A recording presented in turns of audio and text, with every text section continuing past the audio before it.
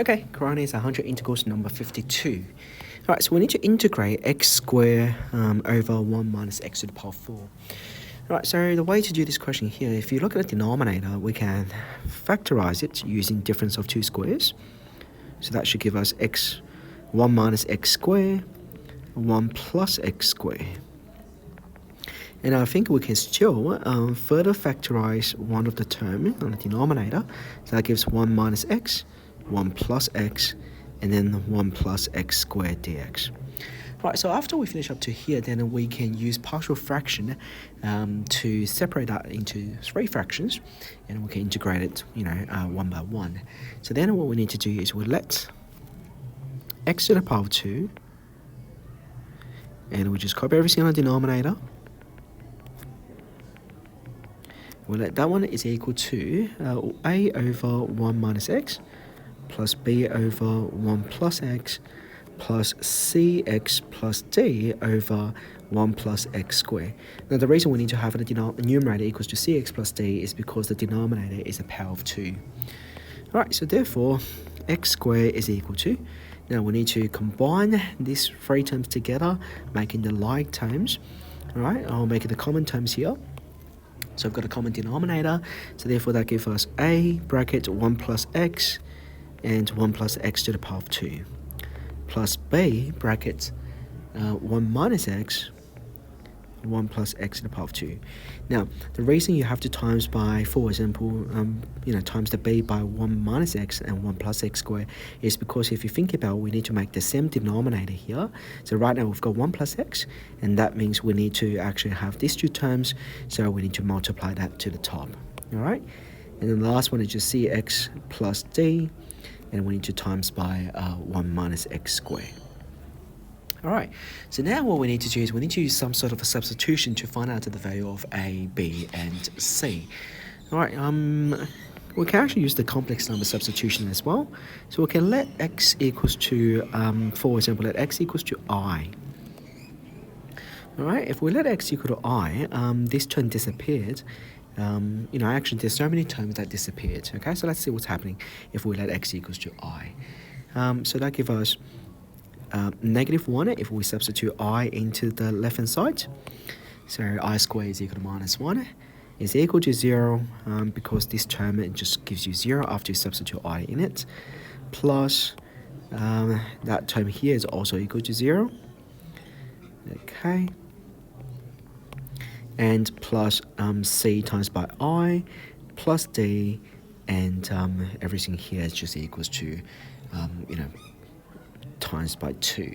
Okay, all right, so what we are going to get is -1 is equal to 2ci plus 2d. Now if we equate in the real part and imaginary part, so we get 2c is equal to 0, c is equal to 0, and 2d is equal to -1, and d is equal to -half. So we've got c and d now. Alright, so I'm just highlighted C and D, so it's really clear. Alright, so now what we need to do is to find the value of A and B. Now to find A and B, it's pretty easy now. We just need to let x equals to 1. So if we're letting x equals to 1, we can cancel the B out, we can cancel the C and D out, and that just means we only have the A to solve. Alright, so that should give us, probably just write it here, let x equals to 1. So on the left hand side, we've got 1. On the right hand side, we've got a times by 2, and then times by 2 again. So a should give us a number 1/4 here. Now we can do the same thing that we let x equals to -1. If we let x equal to -1, you can see here this part just disappeared. All right, so let's try to do it if we substitute -1 inside. Okay, so -1 squared is still equals to 1. The first term disappeared, which is equal to 0. And then we plus that is equal to 4b. Okay, and also we need to plus that part here as well. So we need to substitute -1 inside. But then if you think about it, all right, we know what c equals to. C is equal to d, c equal to 0, and d is equal to -half.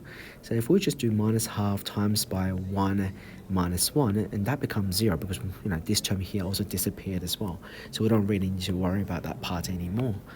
All right, so this gives us b is equal to a quarter as well. So we've got everything we need now. A equal to a quarter, b equal to a quarter, c equals to 0, and d equals to minus half. All right, so now we can actually substitute everything here back into this one. All right, so let me just copy this one down first. All right, now remember we are integrating this. Oops, copy the wrong one. All right, try it again.